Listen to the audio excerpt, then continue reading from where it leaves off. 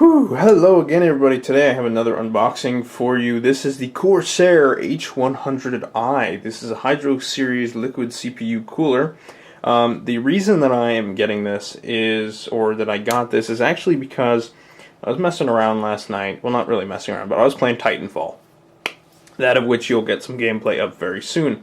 And I realized that my CPU temperature started to kick up to about 100 degrees Celsius. It's never gotten that high before with the H60. It's only gotten up to 75 while running a benchmark test. And that's decent. 75 Celsius is pretty damn good. And then I started realizing that on idle I was getting 100 degrees Celsius as well. And if you don't know the simple conversion right off the top of your head, 100 degrees Celsius is about 210 degrees Fahrenheit. So obviously I knew something was wrong. Long story short, at the very end, I found out that my H60 pump had died, and long story short, after that, my H60 pump apparently works again, just like that. So I don't know what happened. I think something in my BIOS confused it and wouldn't let it operate with the 3-pin or the 4-pin CPU fan connector on my motherboard. I have no idea, but if it's a loose wire or something, I don't want to put it back in there and have it be running tests and all of a sudden fail. So here's the H100i. This is a very, very nice liquid cooler by Corsair. I'm going to go ahead and unbox it. Right on the side here, it has Corsair Link, so you can monitor the coolant temperature, the fan speed, the LED lighting. I'll get to that in just a minute. The dual radiator for maximum surface area and highly efficient cooling. Dual radiator is always better than single. The advanced SP120L fans, I hate them. One came with the H60 and it was loud and it was terrible. So I'm just going to use the NZXT performance fans for that. We have the larger diameter tubing, which is an improvement from the H60. We have an advanced cold plate and manifold design, and a magnetic mounting bracket. Now that's also with the Corsair H60. And I believe every single one, every other one has it as well. So go ahead and took the plastic off.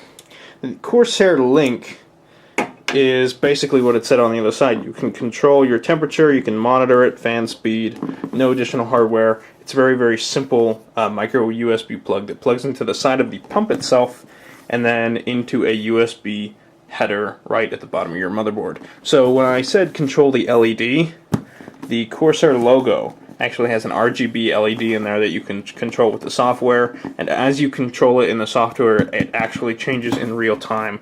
So I'm very, very much looking forward to that. So let's see where I can open this. Oh, we'll go to the back, I suppose. So it shows that the performance with 3770K at 4.6 gigahertz at 100% load, shows that it sits at about 47.94 degrees Celsius. That's pretty damn good. That's very, very good at high load. That's about my idle speeds with a the stock air cooler right now.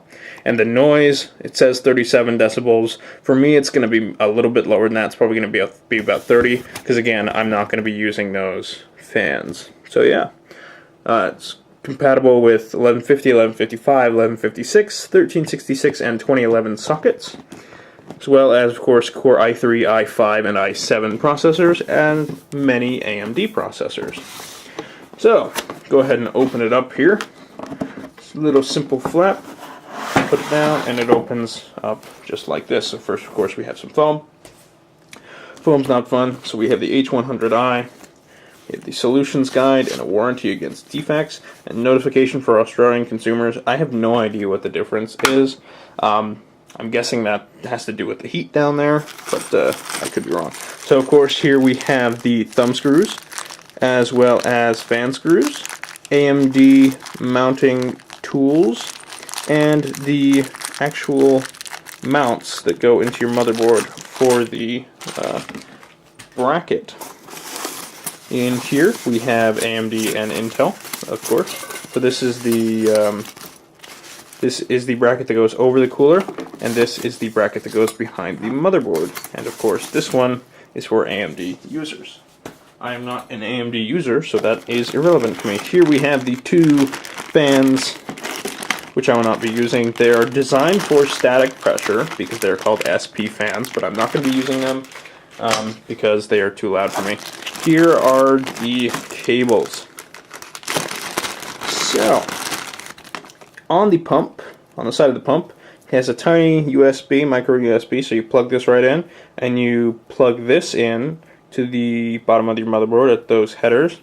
Now these are two connectors that can go either to 3-pin or 4-pin fans. These plug into the top of the pump with these odd little connectors. I don't think I'm going to be able to focus, but so yeah, you can control up to 4 fans. I'm only going to be controlling 2. I'm probably just going to hook those NZXT ones up. Move that out of the way. And next we have the entire unit itself. So I'll go ahead and take that out now. Ta-da! Just like that. Go ahead and set the box aside as well. And throw this down here. It's got that nice rubber smell, of course. Gotta love it. So here we have the block with the pre-applied thermal paste. I'm gonna go ahead and get the actual radiator out of the plastic. Here we go.